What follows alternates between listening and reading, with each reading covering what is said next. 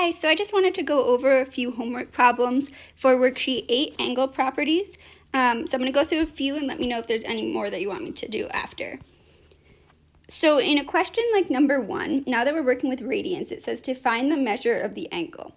And we have this blue line right here that indicates where our angle is. And we also have this green part that says just kind of where the angle is in relation to the x-axis. So the most helpful thing that you can do is label this. So we know we're working with a reference angle of pi over 6 because it's pi over 6 away from the axis. So something like here is 0, and something like here is pi. But since we're working with pi over 6, we want to be able to write pi in terms of pi over 6. So if I want pi to be equal to something over 6, I really need, this is really like a 1, so I really need this to be 6 pi over 6, because 6 over 6 is 1. So right here, this pi is just like 6 pi over 6. And now it's pi over 6 less than that. So what I would do is I would say 6 pi over 6 minus pi over 6 would give me 5 pi over 6. And there is my angle. And remember, we're leaving this in radians just because that's what we're working with. Here's another one. So again, we're trying to find the measure of the angle. Now notice our reference angle is like pi over 4.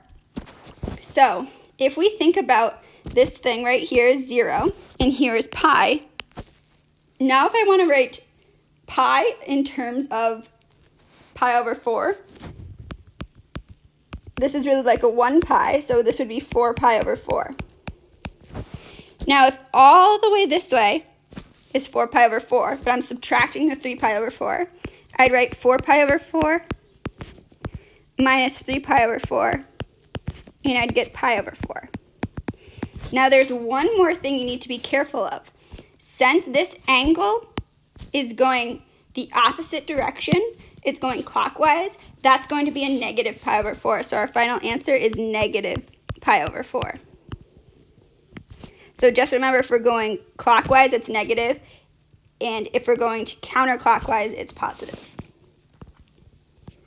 Now we have questions like number 11 and 13, which ask you to state the quadrant in which the terminal side of each angle lies. So again, here we're going to try to figure this out by drawing a graph. So if I'm going negative 5 pi over 6, I know at least I'm going this way somewhat. I don't know how far yet.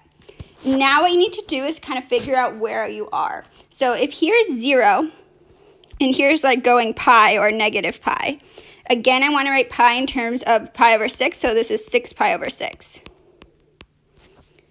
Now if I'm going negative 5 pi over 6, and I know pi over 6 is really just like 30 degrees right here, so negative 5 pi over 6 is just kind of going to be 1 less than that.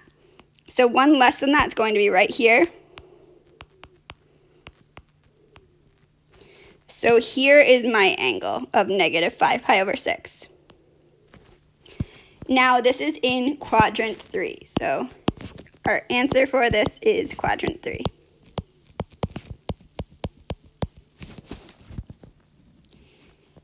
This next question again asks you to state the quadrant in which the terminal side of each angle lies. Now we're going positive, so at least we know this time that we're going up in this direction somewhere. Now 17 pi over 6 seems pretty big. So what we're going to do, think about this is 0, here's pi, and here's 2 pi. Now, pi is really like 6 pi over 6. That's not enough, right? Because I'm trying to get to 17 pi over 6. 2 pi, if I'm trying to write 2 pi in terms of something pi over 6, it'd have to be 12, because 12 over 6 is 2. So here's 12 pi. So that's not enough. So I need to go again. I need to add another 6 pi over 6. So if I add another 6 pi over 6, so already I'm here. Let me see if I add another 6 pi over 6, what happens. So if I take 12 pi over 6 and add 6 pi over 6, I get 18 pi over 6. Now I'm finding that's too much. And if I go back just 1 pi over 6, I'm at 17 pi over 6.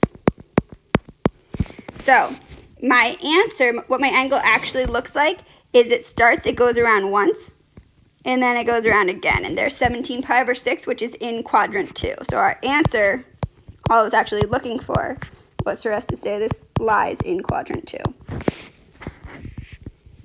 Now I've got 2 more, so now we're on to number 25. So in this it says to state the quadrant in which the terminal side of each angle lies and state whether it's positive or negative. So for number 25, we've got negative 8 pi over 3.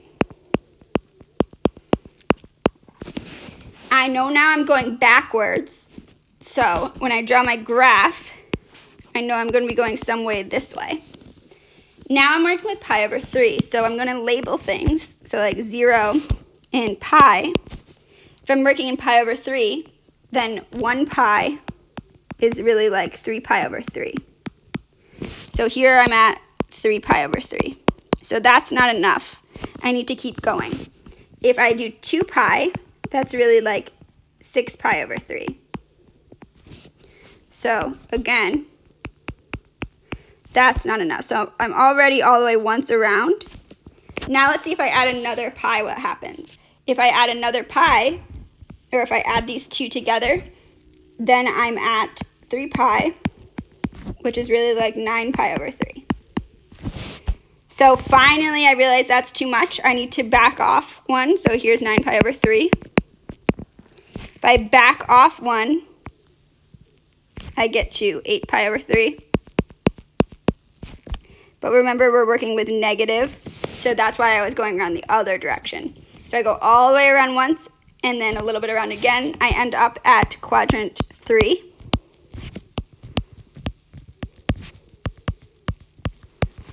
In quadrant 3, remember, if we have all students take calculus, only tangent is positive. So sine is negative, cosine is negative, and tangent is positive.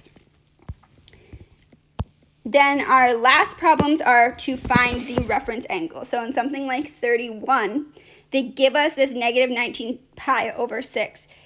It really, really doesn't matter for these if it's going negative, if it's a really, really big number. Anytime you have radians, all you have to look for is pi over the denominator. So our reference angle for this is just pi over 6. So I hope that was helpful. Let me know if you have any other questions or want me to do any other problems.